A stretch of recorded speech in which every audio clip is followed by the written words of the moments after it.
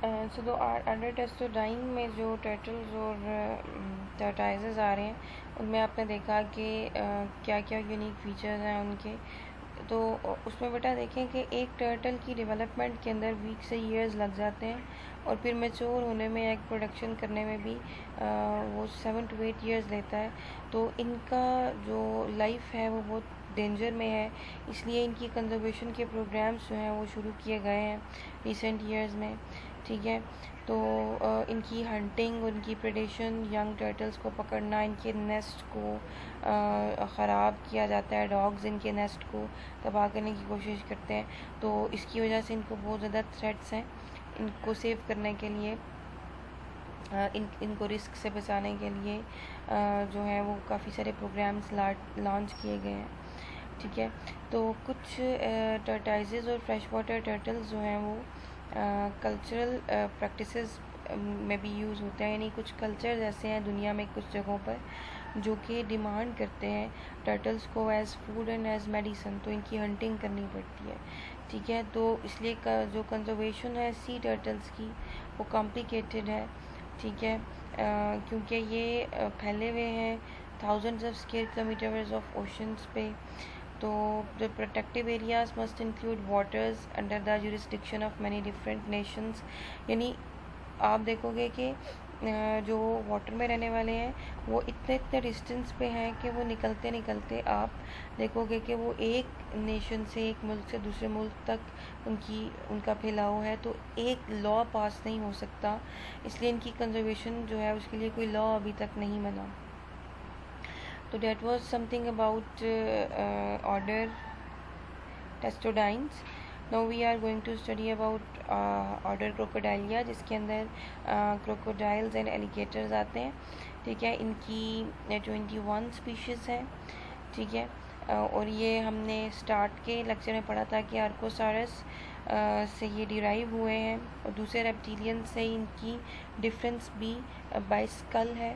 School में जो है वो स्कल के सामने एक ओपनिंग है, ओपनिंग्स हैं in the skull in the front of eyes, और ये ओपनिंग्स जो हैं दीज आर नॉट सर्कुलर, ये आँखों की सर्कुलर ओपनिंग्स नहीं है, सर्कुलर ऑर्बिट्स नहीं है, बल्कि इनके ऑर्बिट्स ट्रायंगुलर हैं। ठीक है, ये तो स्कल में चेंज आ जाता है।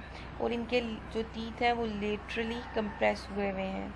आपने कभी अगर किसी क्रोकोडाइल एलिगेटर का ओपन माउथ देखा हो तो आप देख सकते हो क्लियरली कि इनके टीथ जो हैं वो लेटरली कंप्रेस हुए हुए होते हैं। और लिविंग जो क्रोकोडाइल्स हैं उनके अंदर आपके पास क्रोकोडाइल्स, एलिगेटर्स और गैवियल्स वगैरह इंक्लूडेड है। क्रोकोडाइल्स में 170 मिलियन ईयर्स हिस्ट्री में कोई बहुत ज़्यादा चेंजेस नहीं आई।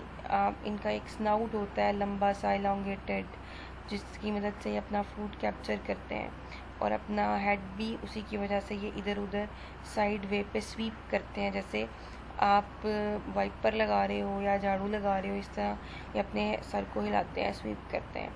नॉस्ट्रल्स जो हैं वो टिप की स्नाउट के ऊपर प्रेजेंट होती हैं। एनिमल जो हैं वो मोस्टली वाटर के अंदर सबमर्ज्ड भी हो सकते हैं, लेकिन ये एयर को बाहर से ब्रीथ कर सकते हैं। एयर पैसेज वेज जो हैं वो हेड से पीछे माउथ की तरफ जाती हैं और फिर थ्रॉट तक पहुंच जाती हैं। ठीक है, और इनकी जो बैक ऑफ टंग है वहाँ पे एक फ्लैप होता है। ठीक है, वो एक फ्लैप जो है कवरिंग सी होती है, और ये अलो करती है breathing without inhaling water in the mouth.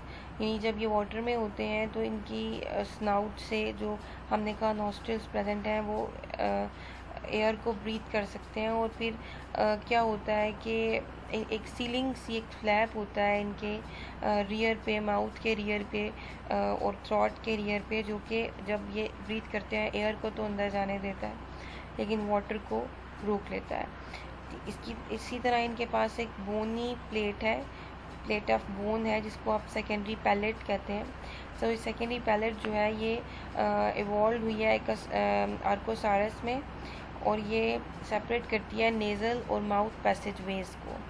जिस तरह से हमारा जो है वो इसोफिगस और ट्रेकिया सेपरेट है, इस तरह इनके दोनों पैसेज, नाक का और मुंह का पैसेज जो है, इसको एक बोन की प्लेट कवर करती है, जिसको आप क्या कहते हैं, सेकेंडरी पैलेट। ठीक है, तो muscular elongated and laterally complex tail भी इनके पास प्रेजेंट होती है, क्योंकि ये थोड़े से सबमर्ज्ड भी हो सकते हैं वाटर में भी, तो स्विमिंग के लिए इनके पास एक लेटरली कंप्रेस टेल है। ये ना सिर्फ स्विमिंग के लिए बल्कि ऑफेंसिव और डिफेंसिव मैकेनिज़्म के लिए भी और प्रे पे अटैक करने के लिए भी हेल्पफुल है। अब हमने लेटरली कंप्रेस टीथ पढ़े थे, जो कि प्री को सीज करने के लिए, तोड़ने के लिए यूज़ होते हैं।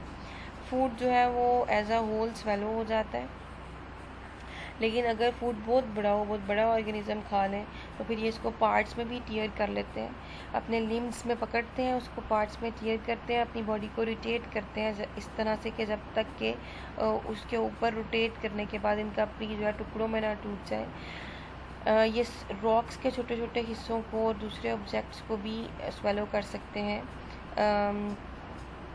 वो इनको फूड की डाइजेशन में हेल्प, फूड की इंजेशन और डाइजेशन में हेल्प करते हैं।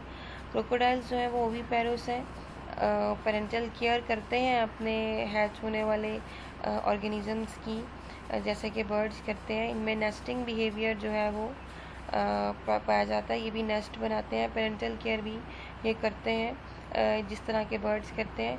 तो चूँकि इनके एंसेस्टर सेम है, इसलिए बर्ड्स में जिस तरह नेस्टिंग है वो ज़्यादा एडवांस है, लेकिन वो शुरू रेप्टिलियन से ही हो चुकी है। तो that in we have covered 2 orders, order Testudines and order Crocodilia. Now we are moving towards the order Squamata. और ऑर्डर स्क्योमेटा में हमने पढ़ा था कि स्नेक्स और लिजर्ड्स इंक्लूड होते हैं, और स्नेक्स और लिजर्ड्स को मज़ीद 2 क्लासेस में डिफ़ाइन किया गया है। सब ऑर्डर्स कह लें आप उनको, इनको हम नेक्स्ट जो है उसमें एक्सप्लेन करते हैं।